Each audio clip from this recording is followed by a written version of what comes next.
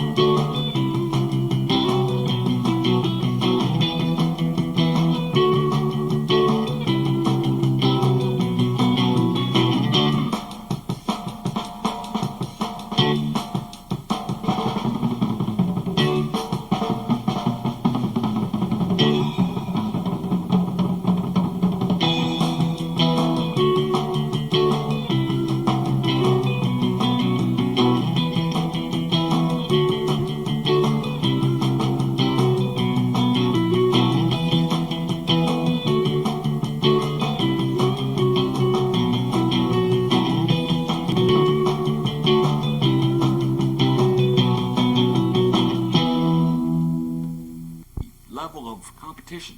The level of restoration was just amazing to see. People went all out. The Woodlands truck was amazing. Just absolutely amazing to watch.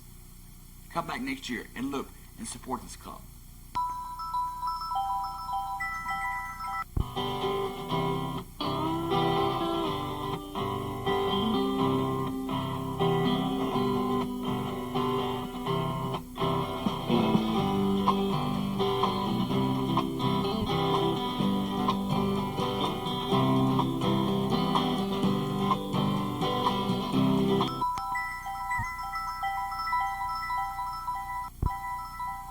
Having a good time, it looked like to me.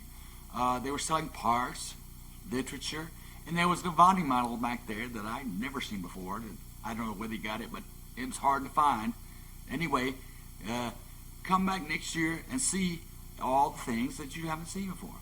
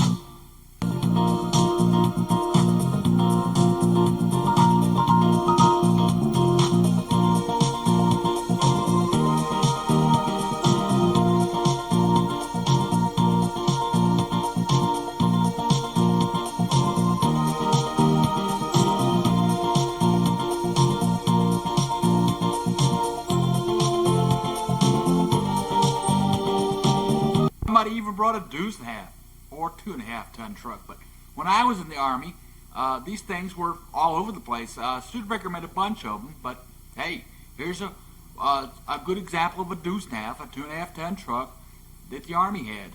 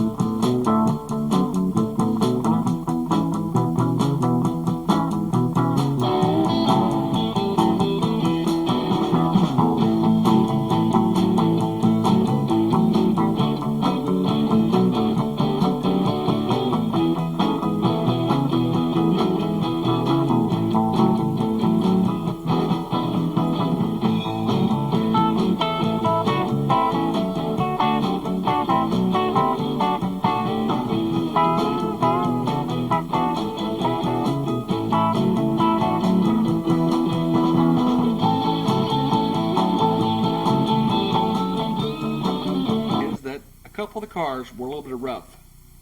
In fact, the car on this trailer was very. It could look like this car. Or, well, we hope so anyway. Hope springs eternal. Hope springs eternal. Remember that. Is that the things that were once right, most importantly, will always be right. Remember that. The things that were once right will always be right. Turned out to be a raving success. Well, they don't always turn out this way, but the weather was beautiful, everything about the cars was beautiful, and it was beautiful all the way around.